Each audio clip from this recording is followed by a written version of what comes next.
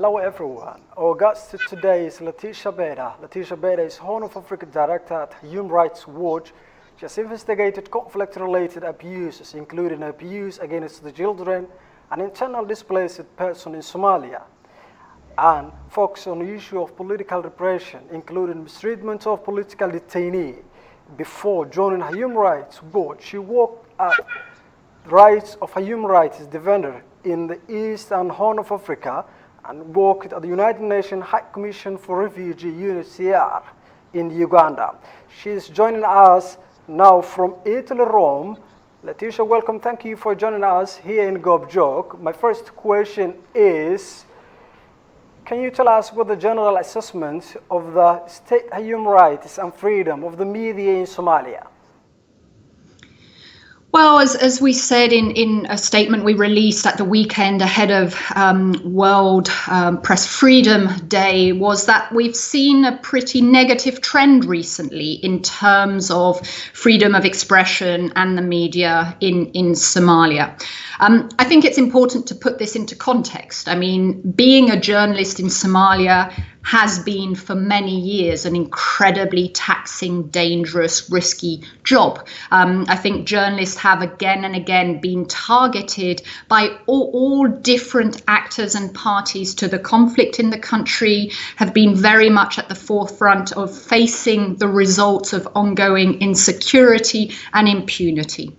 But what we've seen in the last few weeks are a very concerted effort by different members of the authorities, federal government, regional member states, to intimidate and to clamp down on what is or could be perceived as somewhat important critical reporting.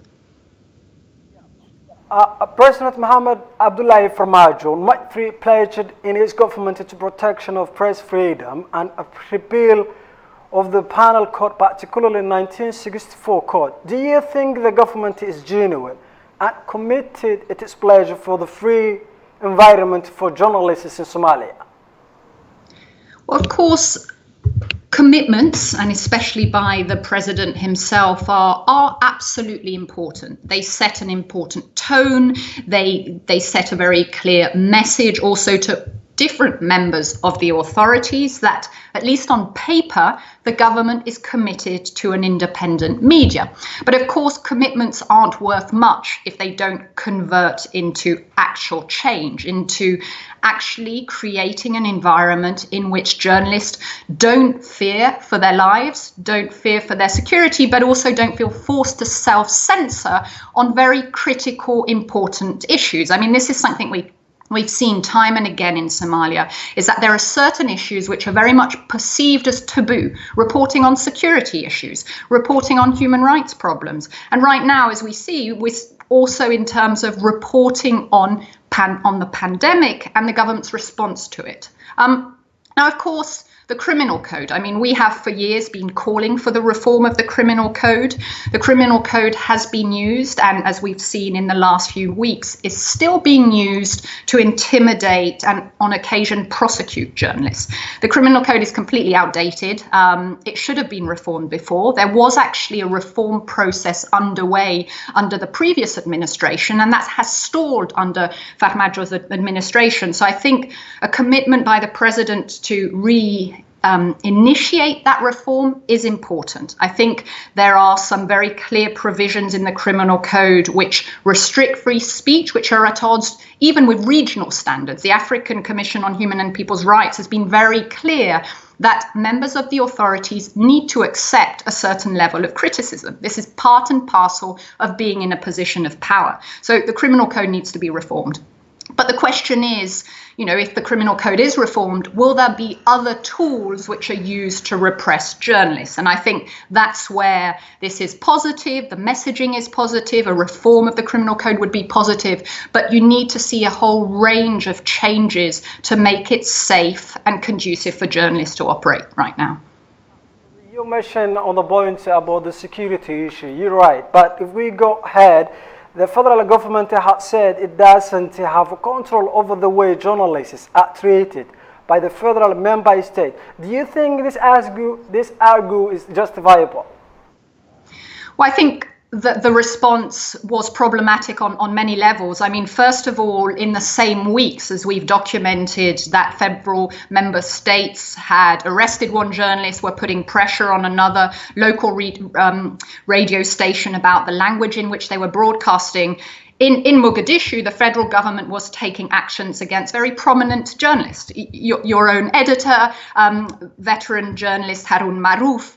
So I think, the federal government needs to realize that any action it takes and the tone it sets is obviously having an impact in federal member states. I mean, if the intelligence agency feels that they can intimidate a journalist of the caliber of Harun Maruf, there are obviously members of the authorities in regional states that will feel that this is acceptable. So I think, first of all, there is a question of tone and political atmosphere. But I think also, as we all know, I mean, the federal government has political, legal responsibilities also in federal member states. So I think this is very much shunning responsibilities which are very much in their court. We hope indeed, all of us. In your assessment, what the single most threat journalists face in Somalia, and how can this be dealt with? I mean, I think this is a really difficult question because, I mean, obviously journalists are, as many Somalis, living in a context of ongoing insecurity, but also impunity. And so they are already operating in a complicated environment. But I think, we released a report in 2016, which really highlighted how journalists were caught in between a rock and a hard place. And I think, unfortunately, this is relevant as ever before, that, journalists really are facing threats, intimidation, harassments by all sides, government authorities, individuals, but also, as we know, the armed Islamic group Al-Shabaab. So it's very difficult to say what are, the main threats. This is a generalized environment. And I think also a real problem is that when you have members of the authorities who feel that they can regularly intimidate journalists, in theory, the authorities are also the ones who should be tackling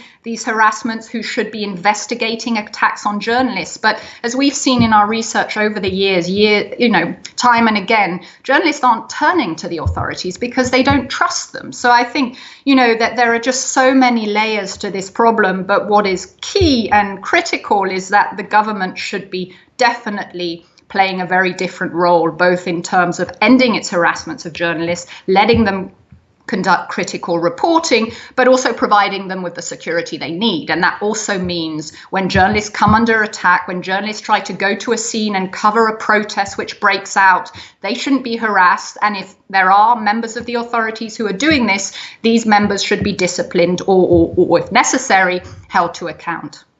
Yeah. Human rights and like-minded organizations have reported multiple times about human rights violation, and particularly those against journalists in Somalia.